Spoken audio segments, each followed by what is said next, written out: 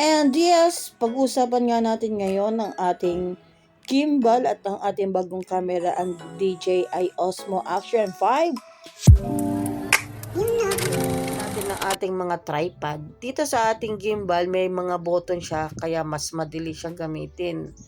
Unlike dito sa ating camera Action 5. Yun sa ating Action 5 kasi hindi yun yung original niyang tripod. At ito na nga lang yung available na binigay sa atin. So dito sa ating gimbal, hindi siya pwedeng gawing vertical na naka-stand.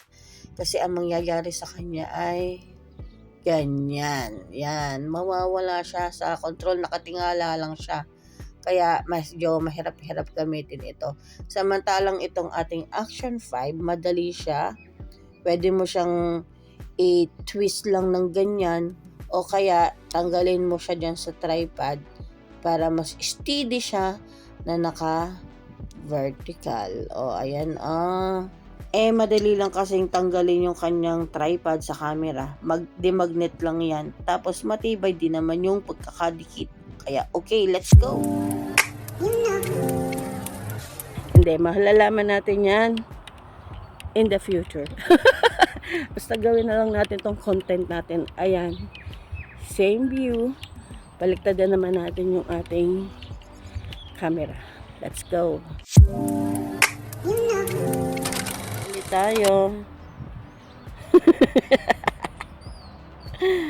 Ayan.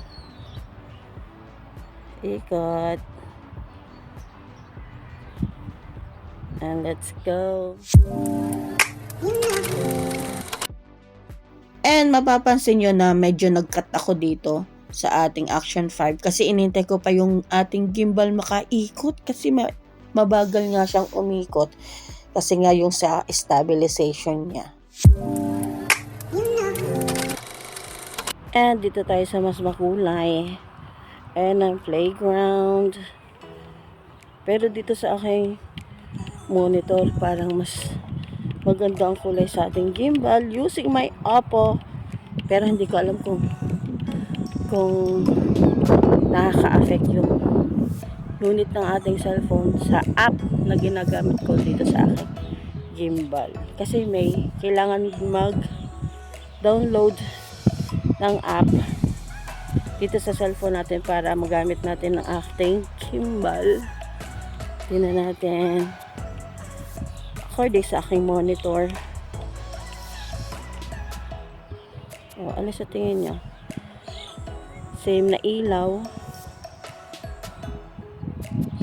Yan. Parang pareho lang. Pero hindi pa ito kasi yung maximum na wide ng aking cellphone, ng aking Action 5.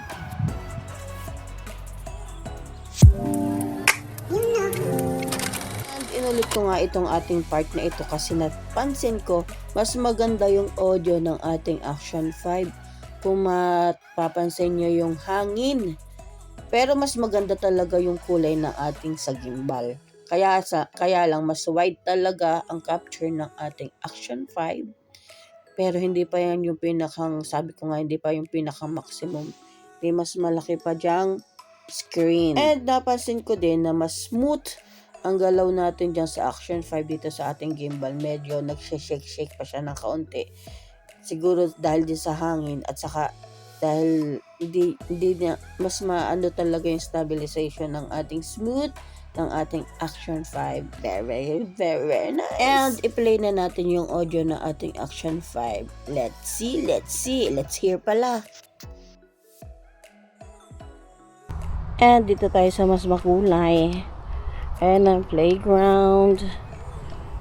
Pero dito sa aking monitor parang mas maganda ang kulay sa ating gimbal using my Oppo. Pero hindi ko alam kung nakaka-affect yung unit ng ating cellphone sa app na ginagamit ko dito sa aking gimbal. Kasi may kailangan mag-download ng app dito sa cellphone natin para magamit natin ng ating gimbal. Tingnan natin. According sa aking monitor. Ano sa tingin niya? Same na ilaw. Yan. Parang pareho lang. Pero hindi pa ito kasi yung maximum na wide ng aking cellphone, ng aking Action 5.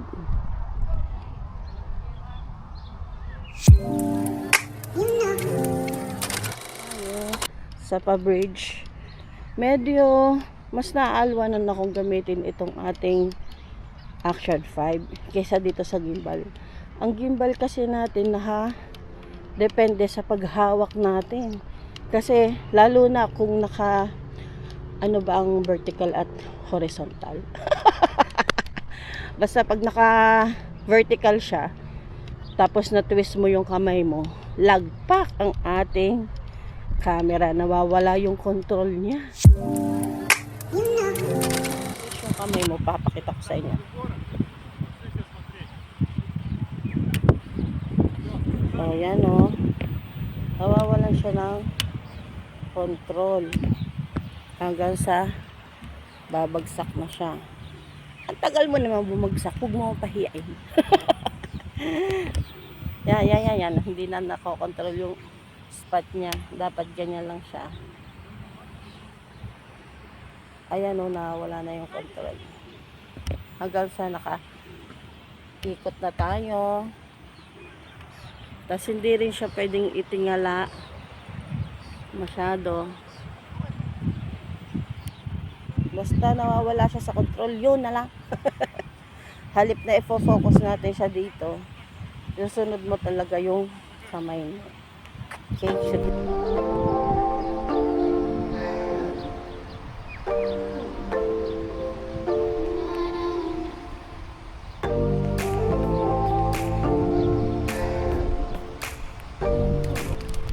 At dahil nga malaki yung screen ng ating Action 5 kesa dito sa gimbal, mas mabilis tayo nakarating dito sa gimbal.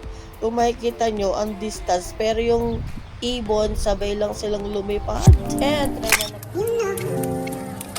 naman natin sa picture, same place din lang, walang ibuan. And dahil nga malayo yung ating picture, hindi nakakita yung dinosaur. Pero parang mas maganda tong gimbal pagsaralangan ng ganito kasi nga hindi nga natin pwedeng ilapit.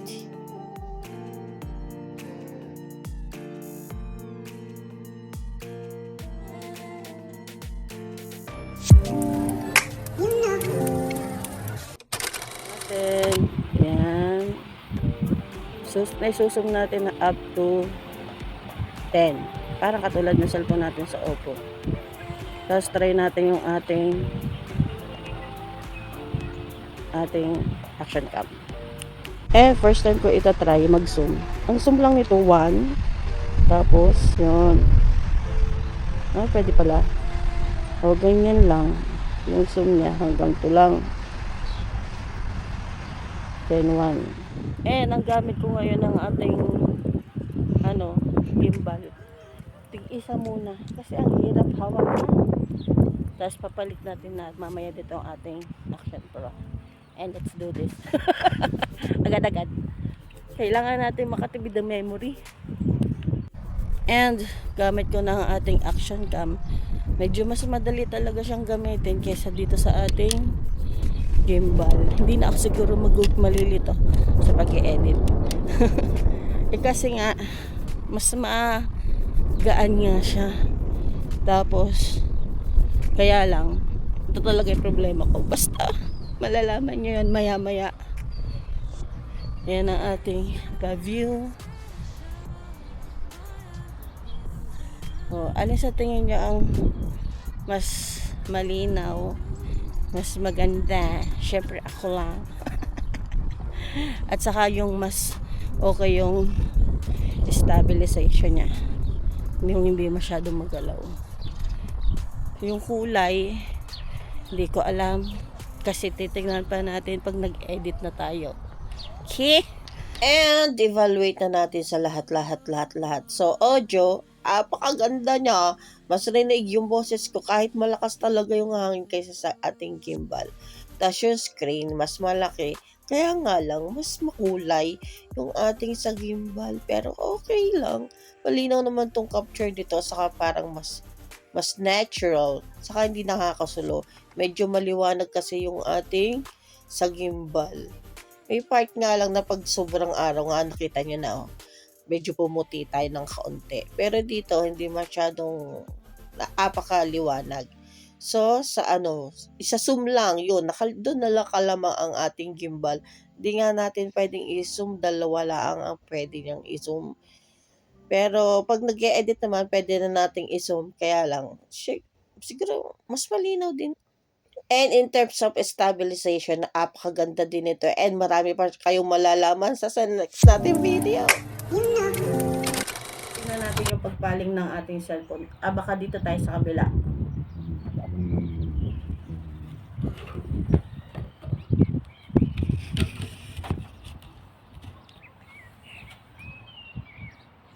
Tingnan nyo, sumusunod na yung cellphone ko sa akin.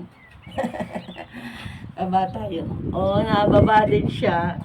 Ito, kumusta ka? So, ito na nga ako. Tapos, pupunta tayo dito. Hindi rin pala siya kita. Yan ang umiibo yung ating cellphone. Yung gimbal natin, nakaka-twist talaga siya ng parang 90. Hanggang dito, natatrack niya ako. Pero lock na siya dyan. Almost, magwa 180 na siya. Kasi may lock yung ating gimbal. Tapos yung ating action cam, gusto ka na dyan. Ayan ibo ako. Diba? So nice. Yung gimbal natin. Tapos, uupo ako. Yun, hinanap niya ako. Tapos itong ating sa action cam, bali ang tracker lang niya kung ano yung nasa camera natin. Nasa yan. Kasi may guide lang siya, hindi nyo kasi kita. Wait. Hindi rin pa rin kita. Mamaya videohan na yan. Yung tracker niya, ito lang kulay green na ito. Hindi nyo pa rin kita. Mamaya i-screenshot ko na lang sa cellphone. So kung ano yung naandyan lang siya, doon lang siya niya hahabulin. Mamaya makikita natin pag in-edit na. Yun lang. Pero yung gimbal natin, very good ka dyan!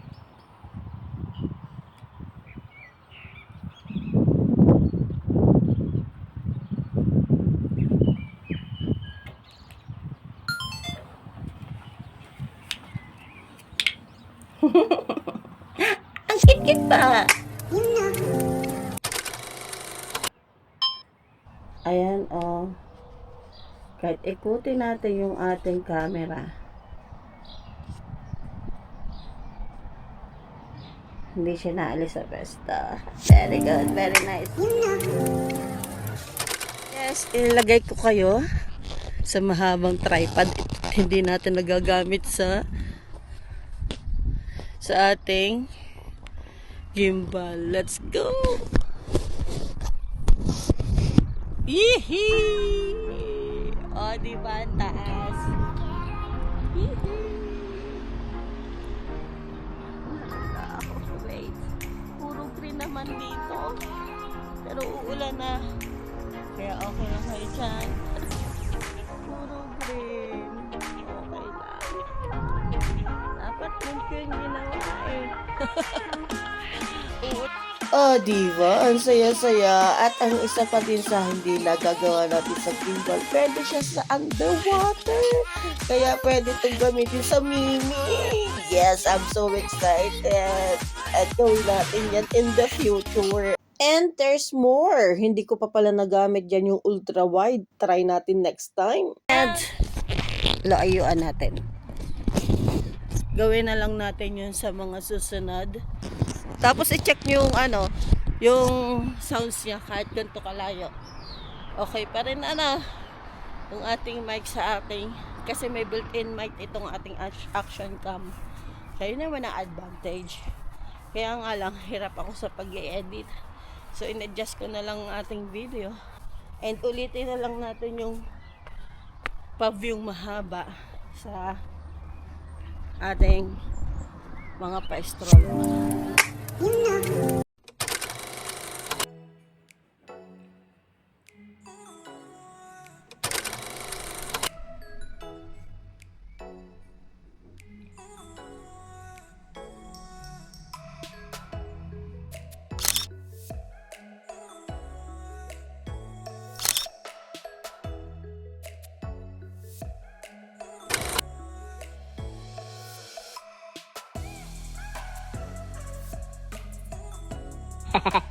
At ngayon ko lang nga na-try itong panorama at malaman ko, dito na ako sa loob. Kasi maulan. Ganito pala siya. Okay, let's go. Siset na natin.